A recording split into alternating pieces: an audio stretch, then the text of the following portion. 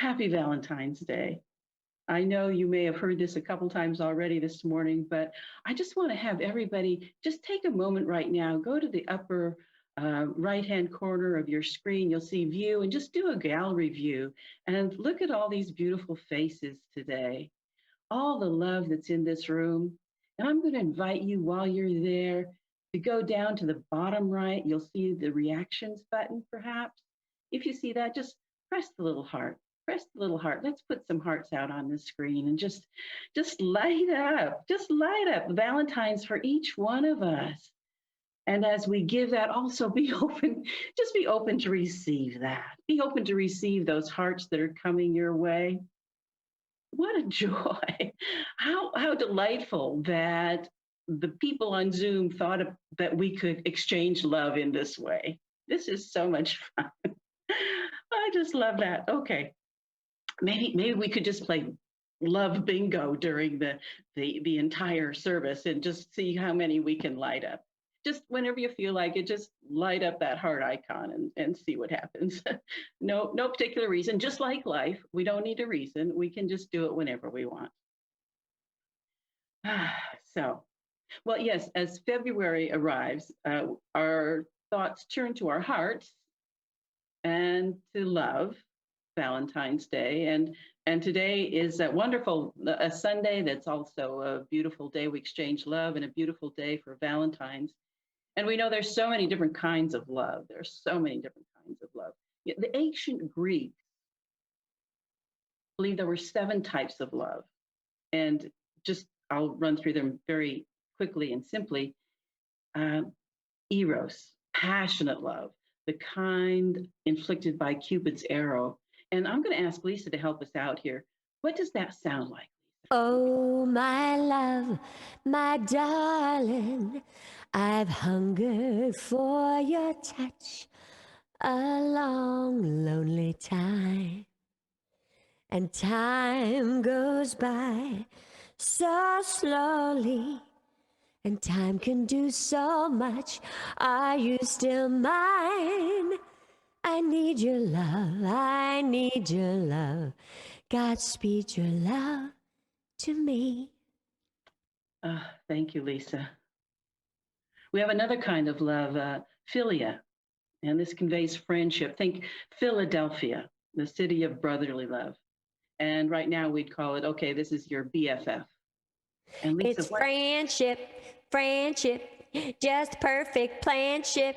One other friendships will be forgot. Ours will still be hot. La da la la, dig dig dig. Oh, what fun! What fun! I can hardly wait. Storge, a natural fondness stemming from familiarity or dependency, as within a family. We are family. Hey, hey, hey, hey, y'all. I got all my sisters with me. We are family. Get up, everybody, and sing. And next we have agape love. Agape love is a selfless love expressed through charity, altruism, and just the generosity of life. I'd like to build the world a home and furnish it with love. Grow apple trees and honey bees and snow white turtle doves. Ludos. Ludos is teasing, playful, kind of flirting love. I want to be loved by you, just you, and nobody else but you. I want to be loved by you alone. A poop poopy doo, ooh. Okay, how about pragma? As it suggests, it's a pragmatic love based on common goals. Love is my decision right here and now. And the last one, philasha, self-love. It's a modest amount, as healthy, of course, of self-love. We love ourselves. Too much, is not as good, perhaps. It's viewed elsewhere. But yeah, what about philasha? I love myself just the way I am. So perfect. Thank you so much, Lisa. That certainly is wonderful, and I'm giving it a heart right here, right now.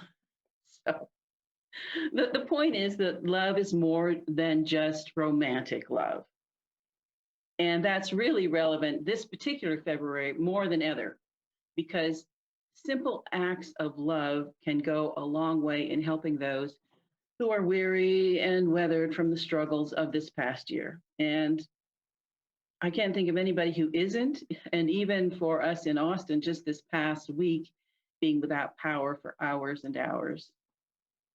So, February 14th, Valentine's Day, that we celebrate love is certainly welcome, particularly this year. And as Janice read, love is the strongest force the world possesses, and it is yet the humblest imaginable. That's a quote from Gandhi. So love demands that we see differences with others as opinions, not as right or wrong, or as truths or untruths. Love says that we're all on the same journey. See, we're all on this same journey of enlightenment, and we take different paths. And that is our theme for this month is one journey, many paths. And today our theme is the infinite invisible, which is about the mystical path. So we are encouraged to move from thinking about the divine to feeling it, experiencing it by way of a mystical experience that transcends any one path, any one religion, or any one tradition. One mountain with many paths to the top, one tree with many branches, and one river with many springs. So today, we're talking about that mystical experience. And Joel Goldsmith says, put into practice what you already know. The painter paints, the dancer dances, the chef cooks, but what of the mystic? Mystical living is not intellectually achieved. The mystic lives the mystical experience by letting God be God in them. Now, we look at our theme for this year is evolutionary vision and timeless wisdom. We see that vision in our global vision statement from Centers for Spiritual Living. This is what it says. It says, we see a world in which each and every person lives in alignment with their highest spiritual principle, emphasizing unity with God and connection with each other. A world in which individuality and collectively we are called to a higher state of conscious action. Note that it doesn't say that we see a world in which each and every person believes as we do, or they are in alignment with our thought. No, they're in alignment with their highest spiritual principle. That is our vision. And we get at this from the timeless wisdom of science of mind. In our statement of belief, it says, we believe in the direct revelation of truth through our intuitive and spiritual nature, and that anyone may become a revealer of truth who lives in close contact with the indwelling God. Wow, we believe in the direct revelation of truth through our intuitive and spiritual nature, and anyone may become a revealer of truth who lives in close contact with the indwelling God. Hey, I want to tell you, you are anyone. I am anyone. We can do this. So to the degree that we're willing, open, receptive participants and partners with God, co-creators with God, our lives can and will correspond to and demonstrate the divine relationship. This is the crux of science of mind. There's an old story about the rabbi who dies and goes to heaven. And while reviewing his life, he explains to God that he has tried to be as wise as Solomon, as steadfast and pure as David, and as brave as Moses. And God replies, well, that's all well and good, but why didn't you try to be yourself? Why didn't you try to be yourself? So when we allow the infinite invisible that resides in us, as us, through us, to celebrate by means of us, then we are that enlightened being. God as source is everywhere, equally present, always fully active. That means right here, right now. God as presence is innate connection, this wondrous creativity, limitless possibility. I know you've heard this before, radiant inspiration and perfect order. We're all of that, but we must do our part. That is, we have to listen. We've been given this banquet, we have to partake. And so first I want to tell you there's a divine yes that cannot be denied. I know you've heard this yes, and some of us can deny it for a long time. Some of us can stifle it quite a bit, as a matter of fact. I have personal experience in this. But at some point, it just has to come out. It's a yes that leads to joy, love, challenge, growth, the ongoing, greater yet to be. And that is your soul's calling. It's your heart's desire. And maybe at first, it's a curiosity or an interest. And then it may be a pull to know more. Learning to listen through regular spiritual practice brings that trust, hope, and vision. So Joel Goldsmith tells us in The Art of Meditation, he says, in going within, we do not turn to our own spirituality or our own goodness or our own strength or our own knowledge, but we go within to unleash the infinite invisible. And if you're like me, you don't always take time to do that, to go within. So I'm going to ask you to join me as we just take a few minutes now to do that, just to see what it feels to have that experience. In any case, I invite you to join me for this brief time of meditation as we sit alone and yet together for a few minutes, each in our own way, eyes open or eyes closed, doesn't make any difference. And just breathe into this moment. Oh, take your time. There's no rush. No right way.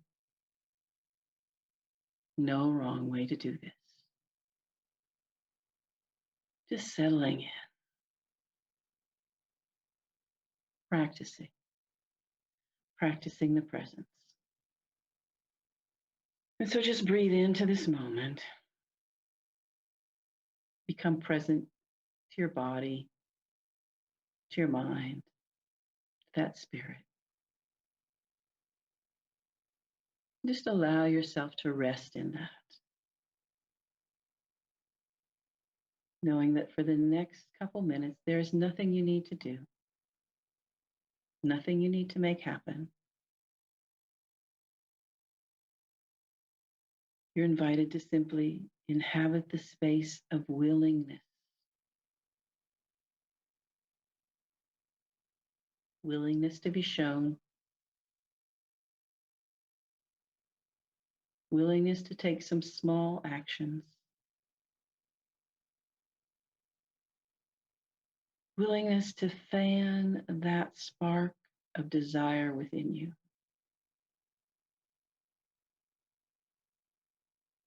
However large or small it may be, there is that spark of heart's desire.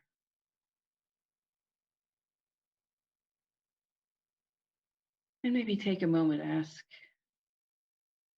ask yourself, what is your soul purpose?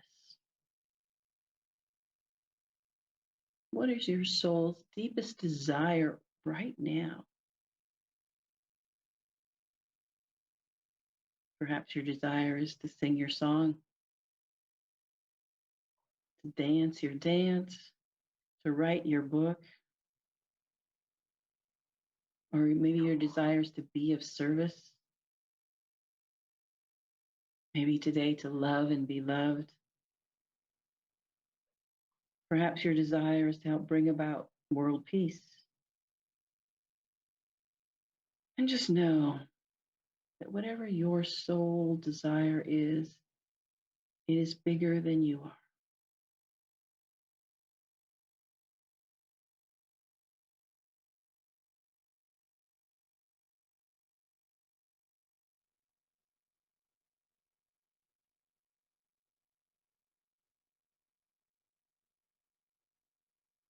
In this moment, you don't need to see the bigness or the totality of it. Simply see or feel your willingness to be led by your soul desire.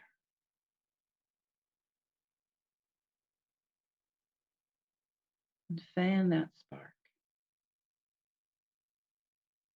and watch it become a small flame and a larger flame. And know that it is becoming a raging fire in its own good time, in its own way.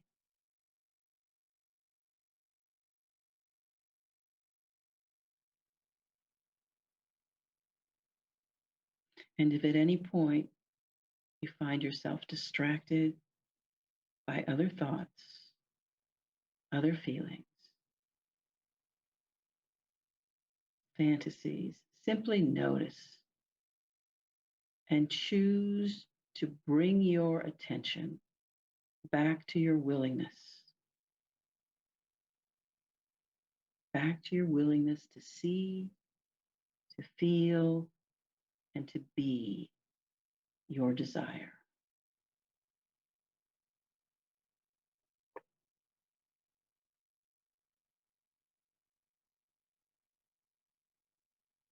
And fan the spark with your breath, your intention, your blessing, your willingness to be a conscious co creator of your soul desire.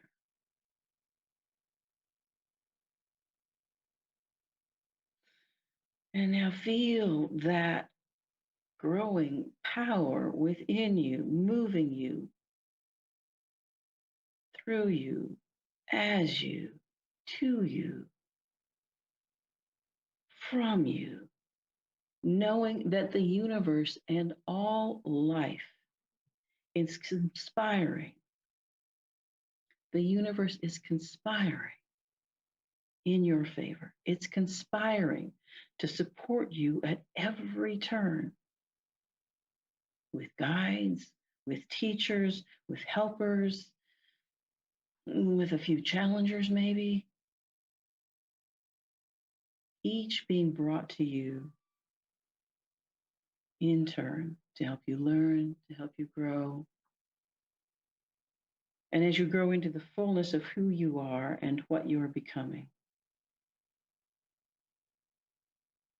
And now feel this not only for yourself, for your own personal benefit, but for the highest good of all, for the highest good of all concerned. And this is being served through your willingness to experience, to expand, and express your soul's desire right now. And now. And now. And so from the highest, broadest, deepest dimension that you can muster, from that very place, send forth your blessing into the world. Send forth your willingness to be of service to others through your willingness to live your soul desire. And as you start to come back into the room, back into this place of knowing, know that you are being prospered in every way, every day. welcoming opportunities large and small. And as you send forth your blessing to all creation, just feel that blessing coming back to you. Blessing be returned to you, magnified and multiplied by your willingness to be an instrument of peace, your willingness to be love, your willingness to laugh, to be joy, to celebrate. And so as we start to come back, as we come back into this place, into this room, into the presence, knowing that we're supported by the chair that we're sitting on, we just recognize, may all beings be blessed by our willingness to do this. May all beings be blessed. May all beings be at peace. May all beings be safe. Oh, and so we just let that be. We let it be, knowing that these few moments that we've taken out of our day have made a difference. And so I invite you, whenever you're ready, to open your eyes and to come back into the room and to see the beauty and this truth expanding all around. What a joy it is. What a joy it is. That infinite, invisible yes may announce itself through joy and peace, through pain or loss, but behind every experience in life, there is a greater yes that awaits our acknowledgement and our response. And so our question then is, will we dance with the divine? Will we engage our talents and our hearts to expand and to grow in awareness, in delight, in understanding? This example came into my email this week. It's called Happy Men by Winter Miller. And this is what she writes. She writes, let me set the scene. I walk up to 5 men skateboarding by the statue in Prospect Park. They're hanging with each other, and I approach and say, hey, I wrote a poem for you. It's about you. Can I read it to you? And all 5 of them look up at me like, what? What the hell is happening here? And then one by one, they say, oh, yeah, sure, do it. And my phone has 1% battery left, and it might die before I even begin. She writes, I'm a white queer woman in her 40s wearing layers, dressed to go running, and only my eyes are visible. And they are 5 young men of color in their 20s, all masked. And this scenario is admittedly the kind of thing you make fun of. And so by all means do. She continues, I almost walked right by them after I'd written it. But then I thought, why not tell your muse that they're your muse? What harm could it do? I'm new to poetry, but I like that it's so much easier to share than an entire play. You can just give someone a poem. And I'd like to share it with you too. I do think art heals, opens up, and bridges the gaps and makes us feel less alone. And it's true for me anyway. And I loved watching them skate. Their glee filled me with happiness. And here's her poem.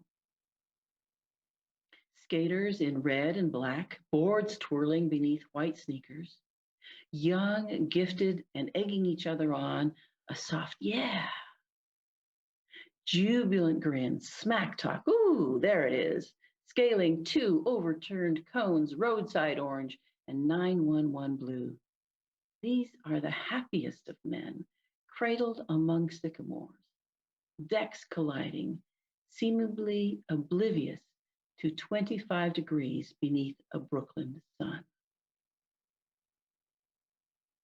And for those wondering what they thought, they were floored. They loved being the subject of a poem. They all offered fist bumps. It was an exchange of love. I had loved them, and then I got to show them, and they gave it back. And to think I almost didn't turn back and say, what the hell, and read it to them. I mean, it was weird. Hey, I wrote you guys a poem. Can I share it with you? But what fun. I think that's the whole thing right there. Are we willing to catch the yes? Are we willing to dance with it? And what might be standing in your way? Last week, Rainbow told us start with a clean slate. That release creates room for living and thriving. And so let go, lighten the load of who you thought you were, and become the magnificent that you already are here and now. Your dreams are waiting for you to wake up and accept your divinity and stop auditioning or practicing for life. I don't know about you, but does anybody else have those arguments in your head with people who don't even really exist? Maybe so. So be that vehicle for Spirit's magnificent expression. Study, practice, strengthen your skills if necessary. You are worthy now. And I love this piece. You are pre-approved. You are pre-approved for this journey. So yes, there'll be growth and unfoldment. Maybe you're like me, want to be a caterpillar, eat a lot, sleep for a while, wake up beautiful. But life requires listening, agreement, and participation. Listening, agreement, participation. LAP, lap. Take a lap, run a lap, be a spectator no longer. Begin now to ask yourself what brings you joy and inspires a feeling of possibility and energy.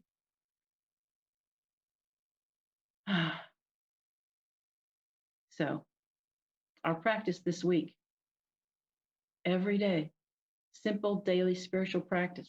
Set your phone, your watch, your alarm, whatever, to ding every hour, to chime every hour. And when you hear that chime, say to yourself, God in me, through me, as me, is me. Let's try that together.